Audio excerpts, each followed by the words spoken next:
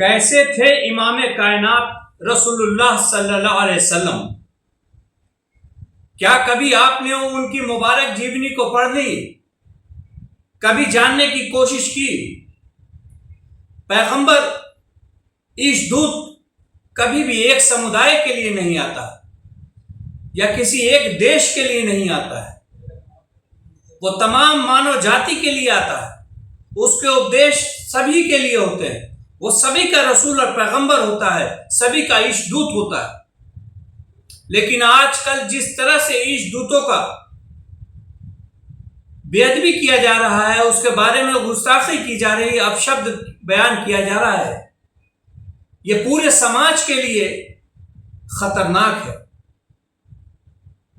ऐसे लोग खुद अपने धर्म की पवित्र बातों को नहीं समझते।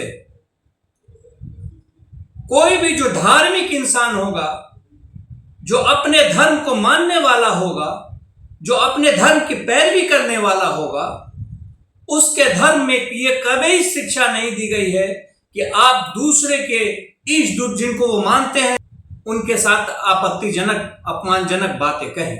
ये किसी भी धर्म की शिक्षा नहीं।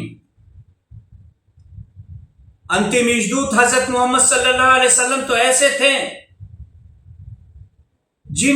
जब लोगों ने उन्हें मारा पीटा, उनके साथ गुस्ताखी की, उनके ऊपर कचरा डाला, ऐसी अगर बातें की जाए तो घंटों और महीनों निकल जाएंगे आपकी मुबारक जीवनी के बारे में कि मोहम्मद साहब कैसे थे। मैं केवल दो बातें यहां पर कहना चाहता हूं, उसी से आप अंदाजा लगाइए कि मोहम्मद सल्लल्लाहु अलैहि वसल्लम कैसे थे। मोहम्मद सल्लल्लाहु अलैहि वसल्लम को जब मुशरिकों ने बहुत सताया, बहुत तकलीफें दी और आप उन तकलीफों से परेशान होकर के एक जगह बैठ गए, तो आपके एक साथी अनुयायी सहाबा ने कहा, ए मोहम्मद सल्लल्लाहु अलैहि वसल्लम, आप इनके लिए बद्दुआ कर दीजिए। अंतिम ईशदूत मोहम्मद सल्लल्लाहु अलैहि वसल्लम फरमाते हैं कि मैं इसलिए नहीं भेजा गया हूं कि लोगों पर लानत करूं, बल्कि मैं इसलिए भेजा गया हूं कि लोगों पर दयालुता दिखाऊं। मैं रहमत बनाकर भेजा गया हूं, दयालु बनाकर भेजा गया हूं। यह मोहम्मद सल्लल्लाहु अलैहि वसल्लम की पहचान थी। मोहम्मद सल्लल्लाहु अलैहि वसल्लम इस गम में परेशान हो गए कि लोग इंसानों की बनाई हुई चीजों की पूजा करते हैं, अपने असल पालनहार की पूजा नहीं कर रहे हैं। तो अंतिम ईशदूत काफी परेशान रहने लगे और आप फरमाते हैं कि मैं देख रहा हूं कि ये लोग नर्क के गड्ढे में गिर रहे हैं और मैं कैसे इनके कमर को पकड़ के खींच रहा हूं, इनको बचा लूं। ये तड़प थी आपकी इस तड़प को देखते हुए आपकी परेशानी बढ़ गई, आपकी तबीयत खराब रहने लगी। ईश्वर ने अपनी मुकद्दस किताब कुरान करीम में फरमाया, ए मोहम्मद सल्लल्लाहु अलैहि वसल्लम, क्या आप अपनी जान इस गम में हलाक कर देंगे कि ये लोग ईमान नहीं लाते हैं, ये लोग अपने पालनहार को नहीं पूछते हैं। हालांकि आपका काम केवल यह है कि आपको एक तरफ जो ईश्वर की तरफ से बातें आ रही है वो लोगों तक पहुंचा दीजिए। इसके अलावा आपकी कोई जिम्मेदारी नहीं है, कोई पूछ नहीं होगी कि इन्होंने ईमान लाया या नहीं लाया। बावजूद इसके कि लोगों के प्रेम, लोगों से आपकी मोहब्बत कि कैसे मैं इस पूरी मानव जाति को बचा लूं उस नर्क के अजाब से, आपके लिए परेशानी की सबब बन गई। और ऐसी अनगिनत बात है जो अंतिम ईशदूत के बारे में कही जा सकती है, मोहम्मद साहब के बारे में कही जा सकती है। अंतिम ईशदूत हजरत मोहम्मद सल्लल्लाहु अलैहि वसल्लम कैसे थे, इसका पूरा बखान हम वीडियो के अंदर नहीं कर सकते।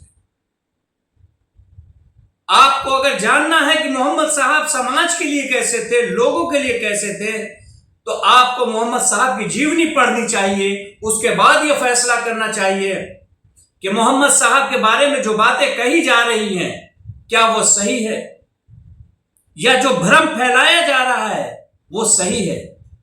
आप देखें कि एक संत, एक पुजारी नरसिम्हानंद, अति नरसिम्हानंद ने जो बातें कही वो कैसी आपत्तिजनक है।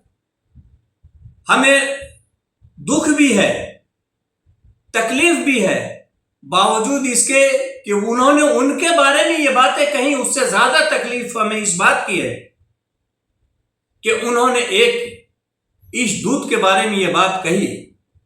उनकी अपनी जिंदगी कैसी होगी, ये नफरत की आग में उन्होंने कैसे कैसे महापुरुषों के बारे में ऐसी बात कही। ये बड़ी ही अशोभनीय बात है। यह किसी धार्मिक इंसान के जबान से निकली हुई बात नहीं लगती। चूंकि धर्म किसी का भी हो, वो कतई इस बात की इजाजत नहीं देता है कि आप दूसरे के धर्मों का अनादर करें, दूसरे के धर्मों के इज्जत के बारे में आपत्तिजनक बातें कहें। सही धार्मिक लोग जो होते हैं वो कभी भी किसी भी धार्मिक महापुरुष की बेइज्जती नहीं करते, उनके बारे में अपमानजनक बातें, अपशब्द बातें नहीं कहते हैं। ये पहचान है धार्मिक लोगों की। धर्म हमेशा इंसान को संयमित रखता है। धर्म इंसान को बुराई करने से बचाता है। धर्म इंसान को हिंसा करने से बचाता है। धर्म अपने नफ्स पे काबू, अपने ख्वाहिशात पर काबू रखना सिखाता है। ये कैसे धार्मिक लोग हैं? हमें सोचना चाहिए कि क्या ये वाकई में ऐसे धार्मिक लोग हैं जिनकी बातों को माना जाए, या ये धर्म का चोला पहनकर, धर्म का आड़ लेकर के समाज में नफरत पैदा कर रहे हैं और अपना कोई एजेंडा सेट कर रहे हैं और अपना कोई मफाद और फायदा हासिल करना चाह रहे हैं। इस बात को हमें समझना होगा। और मोहम्मद साहब को समझने के लिए, इस्लाम को समझने के लिए, इस्लाम की वो बुनियादी किताबें जो कुरान है उसको पढ़ना होगा। मोहम्मद साहब की जीवनी पढ़नी होगी, तब हम जाकर के इस्लाम और मोहम्मद सल्लल्लाहु अलैहि वसल्लम के बारे में जान सकते हैं कि उन्होंने समाज के लिए क्या क्या किया और समाज में उनका क्या योगदान है। उन्होंने जो व्यवस्था कायम की वो समाज के लिए नुकसानदेह है या फायदेमंद है, इसका फैसला आप स्वतंत्र हैं, कर सकते हैं। कोई जबरदस्ती नहीं है किसी के साथ में कि हम जिस आस्था से मोहम्मद साहब को मानते हैं आप भी उसी आस्था से मानिए। ये पाबंदी नहीं लगाई गई, लेकिन हाँ ये पाबंदी जरूर लगाई गई धर्म की तरफ से कि आप किसी भी इंसान जो मानता है दूसरे को उसके बारे में अपशब्द न कहें। यह धार्मिक इंसान की पहचान है। आम इंसान भी ऐसी बातें कहने से बचता है, उसे भी इस बात का एहसास है, उसका दिल गवाही देता है। जो लोग धर्म को नहीं समझते हैं ज्यादा, वो भी महापुरुषों के बारे में आपत्तिजनक बात कहने से बचते हैं, वो भी उनकी इज्जत करते हैं। लेकिन एक धार्मिक आदमी अगर ऐसी बात कहे तो ये बहुत ही सोचने का मकाम है कि क्या वो सही में धार्मिक इंसान है या महज अपने चंद फायदे के लिए वो इस तरह का काम कर रहा है। इसलिए मोहम्मद साहब को समझने के लिए उनकी जीवनी पढ़ना बहुत जरूरी है। इस्लाम को समझने के लिए इस्लाम की किताबें पढ़ना बहुत जरूरी है, कुरान को पढ़ना बहुत जरूरी है। यही आग्रह मैं आप लोगों से करता हूँ, यही अनुरोध करता हूँ कि आप जो अपने दिमाग में इस्लाम और मोहम्मद सल्लल्लाहु अलैहि वसल्लम के बारे में विचार बनाते हैं, उससे पहले उनकी जीवनी का मुताला करें, उनको पढ़ें, तब उनके बारे में विचार बनाएं कि क्या ये बातें सही है या महज हमें नफरत सिखाई जा रही है। ये आपको समझना होगा। धन्यवाद।